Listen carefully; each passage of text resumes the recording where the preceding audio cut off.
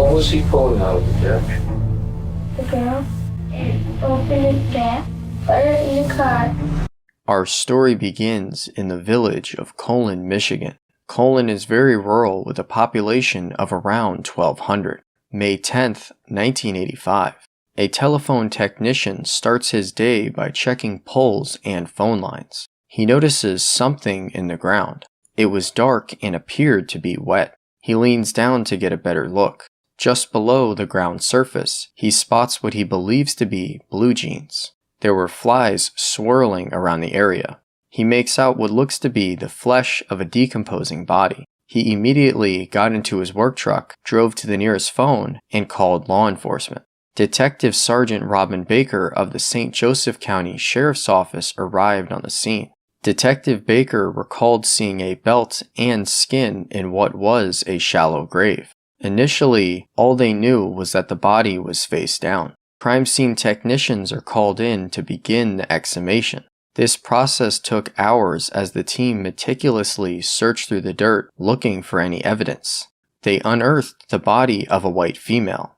She was decomposed to the extent that alternative means of identification were required. However, the clothing she was found in matched a missing persons report from 8 weeks prior on the other side of the county. At the time, no one else was reported missing, so they believed it was the woman missing out of Three Rivers, Michigan. Three Rivers is a centrally located town amongst three rivers, Portage, the Rocky, and the St. Joseph River. With a population of around 8,000, most residents know each other. The quiet and safe community is where a local couple falls in love.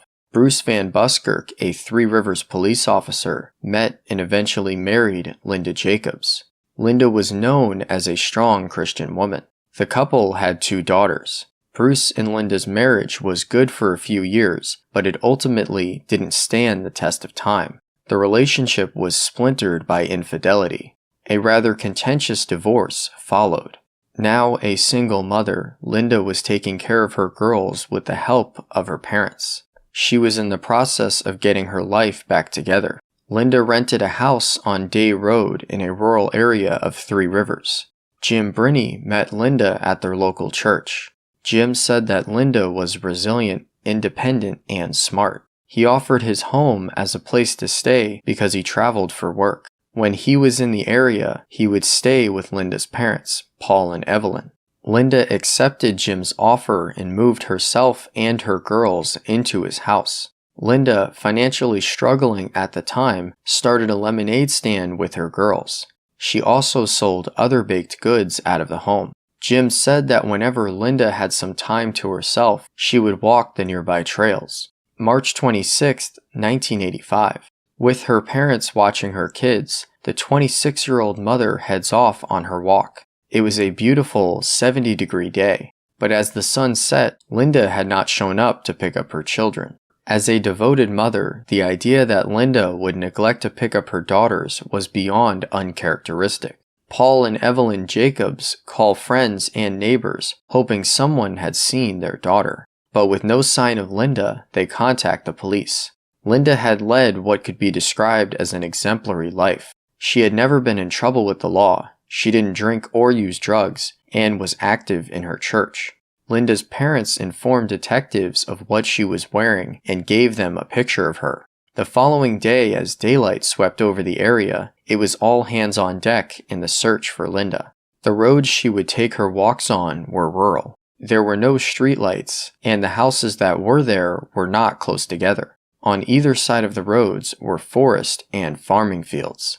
When asked, neighbors recalled seeing Linda walk by, but they didn't have any additional information. Detectives then spoke with a man that lived near the intersection of Day and Mount Zion Road. The intersection is about 1.5 miles from Linda's house. The man said that the day before, his son heard gunshots and walked up a hill a short distance from their house and looked down at the intersection. The boys saw a car and a man loading what appeared to be a deer in the trunk.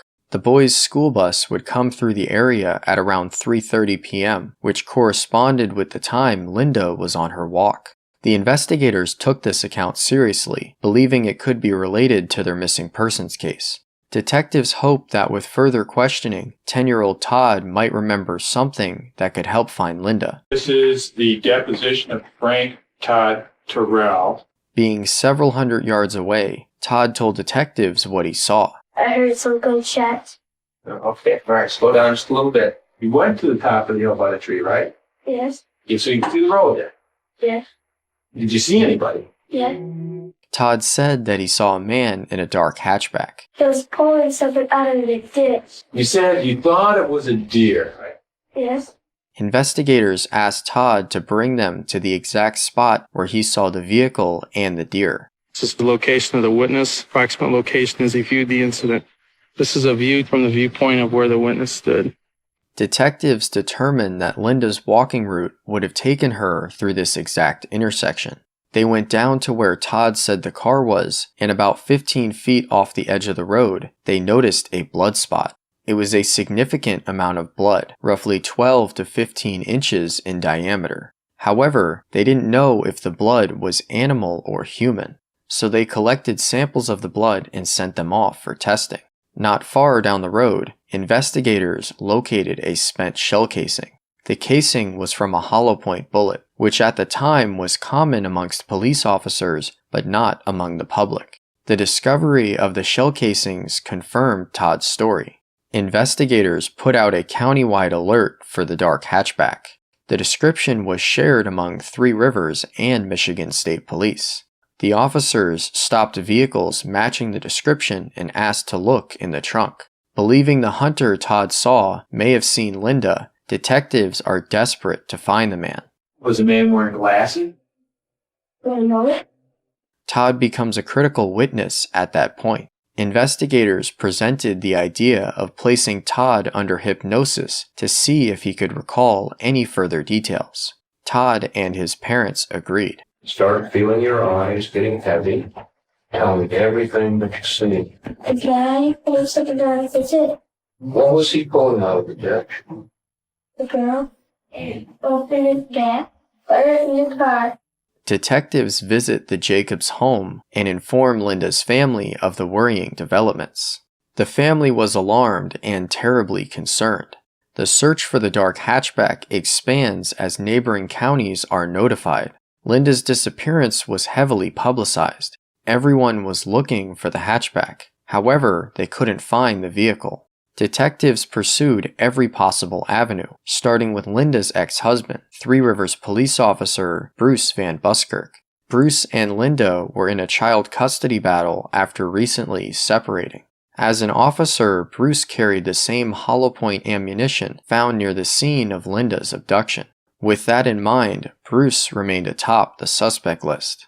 With the young mother missing for more than 3 days, concern escalates when the blood report comes back from the crime lab. The analysis confirmed the detectives' suspicions. The blood found at the scene was determined to be human. With the amount of blood and what Todd saw at the intersection, detectives were all but certain that they were now investigating a homicide. Based on the shell casings at the scene, investigators knew they were searching for a .38 or .357 caliber weapon. Local law enforcement officers' weapons were taken in groups to the crime lab and ballistics tested. The first batch included Linda's ex-husband Bruce's firearm. In the meantime, investigators hope their eyewitness can help identify the man he saw on the road. Todd met with a sketch artist. Do you remember what this man's hair looked like, Todd? Yeah, he had his hair cut along the crime. This part here, you mean? Yes, it was that. The sketch made from Todd's account was circulated locally. Unfortunately, the man in the sketch was not easily identified. Though the sketch did not resemble Officer Bruce Van Buskirk, investigators kept him on their shortlist. The ballistics analysis of the guns comes back and confirms that the bullet fragments and casings found at the scene did not come from Officer Van Buskirk's gun. It's possible that he used another firearm, but for now, there is no proof that he was involved in the crime. Investigators turn their sights to the other man who had a close relationship with Linda, Jim Brinney, the owner of the property where Linda was living. Linda was divorced and Jim wasn't married. Jim hadn't lived in Three Rivers for long, so he was relatively unknown to community members and police. Detectives brought him down to the station and treated him quite harshly as they searched for what he might know. Shortly after the interview wrapped up, investigators confirmed Jim's alibi. He wasn't in town on the day Linda went missing. 6 weeks pass with no new leads, and investigators fear Linda may never be found.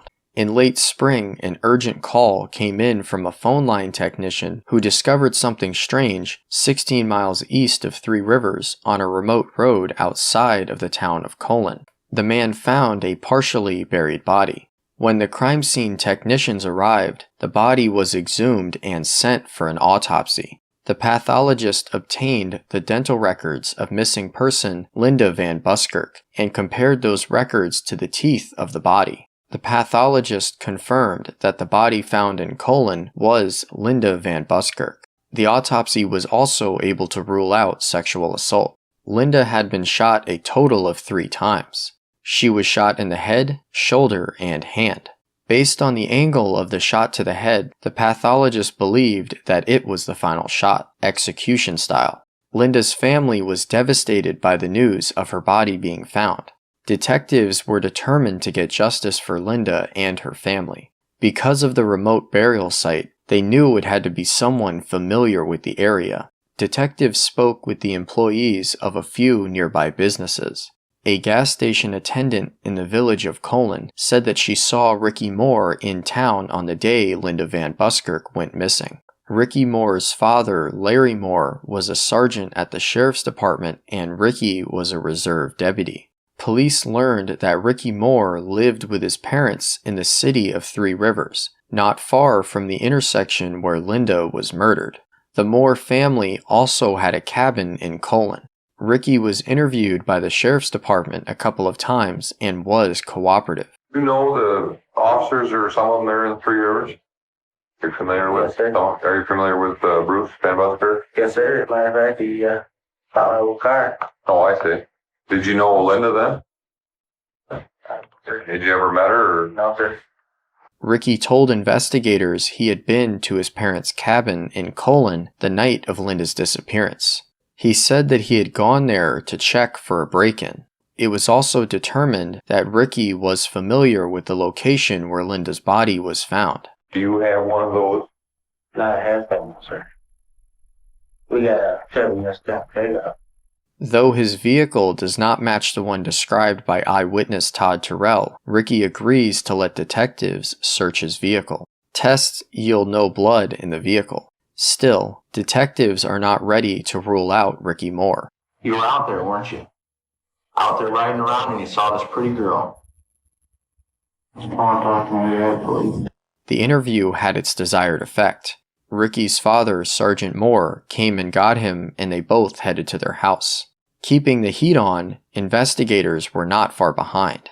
They went to the house, knocked on the door, and said, "We're here to get the gun." Ricky was hesitant and tried stalling. His father got mad at him and said, "Get your butt upstairs and get that gun." Ricky went upstairs and was up there for a couple of minutes. When he came down, the detectives described him as white as a sheet and sweating like crazy. He handed his gun to the detectives. The gun was rushed to the crime lab to be tested. Investigators then searched Ricky's bedroom with the permission of his father. Inside, they found hollow point bullets consistent with the ones found at the crime scene. The firearms expert performing the ballistics testing on Ricky's gun said that the barrel had been damaged. Can you explain how the gun become damaged? Trying to clean the lead out of it. And you told me that you used a screwdriver to clean this piece of lead out? Right. Because of what was done to the gun, the weapon couldn't be matched to the evidence recovered at the crime scene. Searching for another avenue to aid their case against Ricky, investigators asked Todd Terrell if he could identify the man he saw in a lineup. Todd looked through one-way glass. Unfortunately, Todd said that he didn't see the person who had been at the intersection. In fact, the sketch of the person that Todd made did not look anything like Ricky Moore. With Todd being 200 yards away when he witnessed the attack, it was not unusual for him to be unable to recognize the man. In the meantime, the ballistics expert continued to fire rounds through Ricky's firearm until it cleared out enough that he could make a comparison. An investigator received a call from the ballistics expert. He asked the detective if he was sitting down. The expert said, "I made him on the gun." The bullet fragments and shell casings from the crime scene came from Ricky's gun. This was enough for them to charge Ricky Moore with the murder of Linda Van Buskirk. The detective went to Ricky's home and put him in handcuffs. One of those rounds recovered come from your gun. Can't be. It's a positive identification. There is absolutely no doubt. And I would have had a gun so you kill me though and save all this hassle. Even after being charged, Ricky maintained his innocence. His parents believed him and hired a lawyer. In an attempt to demonstrate his innocence, Ricky Moore consents to a polygraph. The critical question the polygraph examiner asked was, "Did you kill Linda Van Buskirk?" When Ricky said that he did not kill Linda, the test indicated that he was lying. When the polygraph was over, the examiner said to him, "There's something I don't understand. Why did you do it?"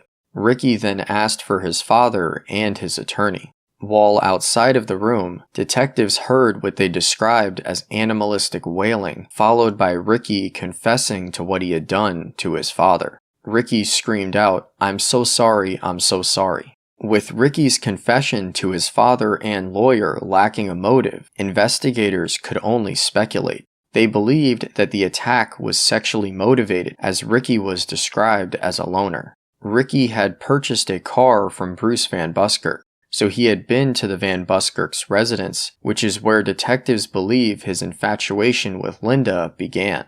Detectives believe that Ricky stalked Linda for some time. And then on March 26, 1985, he approached her and made a sexual advance, which she rebuffed.